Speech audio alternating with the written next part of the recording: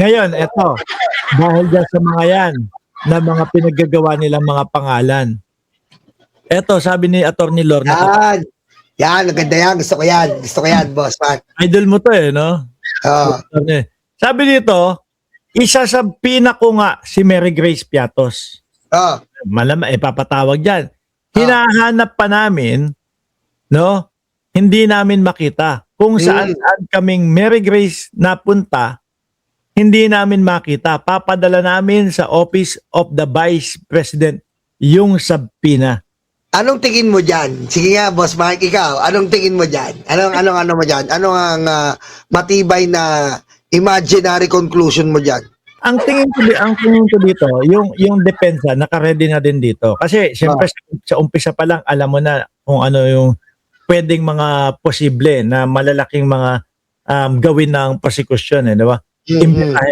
Tingin ko meron na silang backup dito na baka ko mausap ng isang tao, ikaw ang tumayong Mary Grace Piatos, tapos bahala ka na, ito yung mga ganito, ganyan, no? Or baka isa sa mga staff or yung mga nakakaintindi talaga dito sa pinag-uusapan. No? Pero ang nakikita ko, magiging parang gutesa to. Kasi yung kapag kaganyan na hindi naman talaga ikaw yung tao at gaganap ka lang para mailigtas yung Office of the Vice President o si BP Sara, hindi mo alam yung mga tanong na mga susunod sa iyo kung kakayanin mo ba o hindi eh. Di ba? Pwede ang nakatanim sa utak mo, kayang-kaya ko to, kaya ko to. Ang tatanong lang naman dyan, sa ko ginamit yung pera, ganito, ganyan, etc. Di ba? Yun yung nakikita ko. Sasablay at sasablay din. Kung maglalagay sila ng isang tao na sasabihin siya si Mary Grace Piatos. Ikaw, ano sa tingin mo? Alam mo, para sa akin, kaya ko gusto ko i-topic yan, hindi ko pa nga natatopic sa live can kasi para sa akin, ito po ay another pagtatanim ng dinamita sa depensa at kay Sara.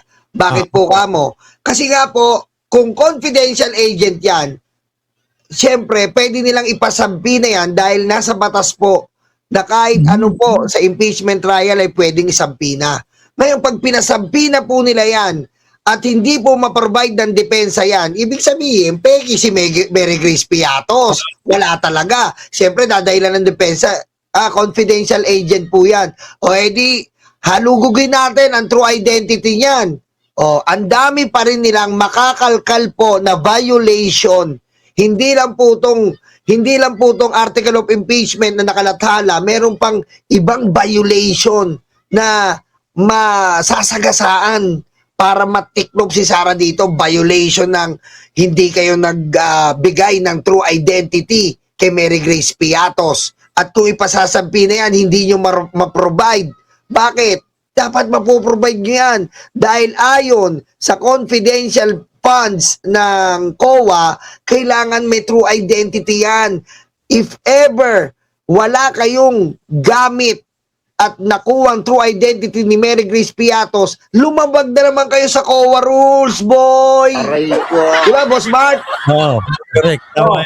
Pero kagaya niyan, di ba, may mga blue book, merong mga hiwalay na pagpapakilala dyan sa mga yan dapat talaga.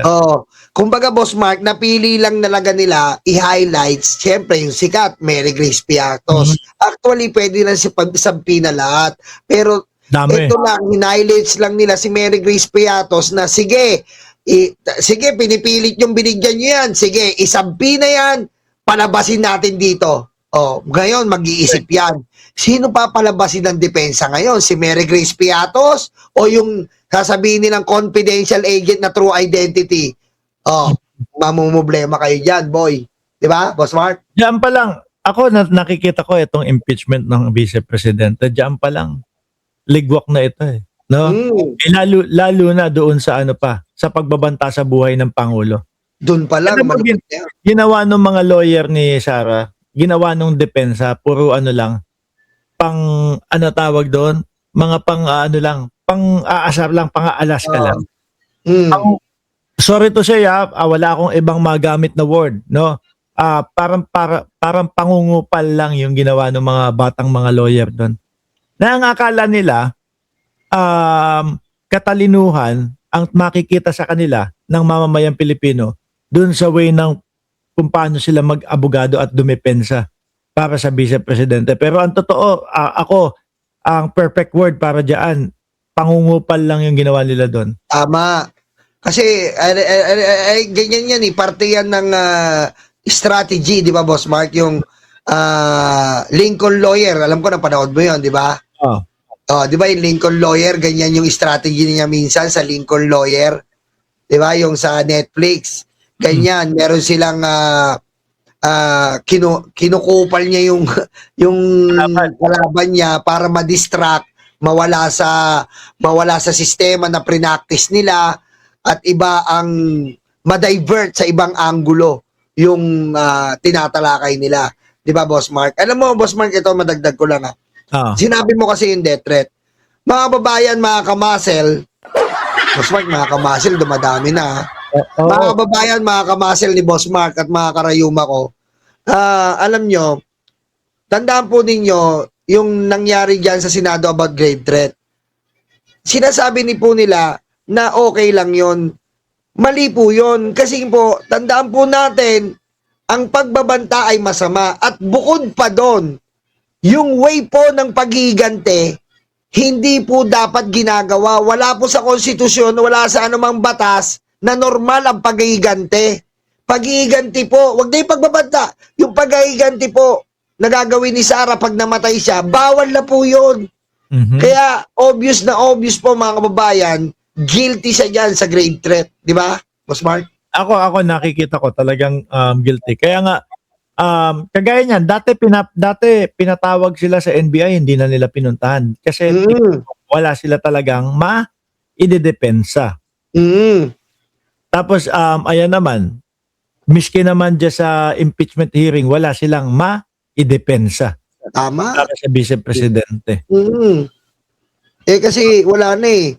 Paano mo didepensahan yung sarili mo na ikaw mismo yung nagbanta? Ikaw mismo yung mag-iiganti. Tapos sasabihin pa ng iba, wala namang kontrata ng assassin. Yung assassin ba binibigyan ng contract? Ano yan? Laborer? Di ba ayun yung sabi nila depense eh. Hindi totoo yan na may kinontrata. Dapat may pinakita yung prosecution ng contract. Ano yan? May SSS, Pag-ibig, PhilHealth, let's... Hindi ko napanood yung part na yun. Pero putik na yan, nang narinig ko siya yun, natatawa ako eh. Hindi, meron yon yung sa counter affidavit nila na paano daw nasabi na may kinontrata daw si Sara na assassin. Wala namang kontrata. Putek, siya ka makakita, assassin, pipirma ng kontrata. Ano bakit? Bibigyan pa ng benefits, SSS, Pag-ibig. Parang ganito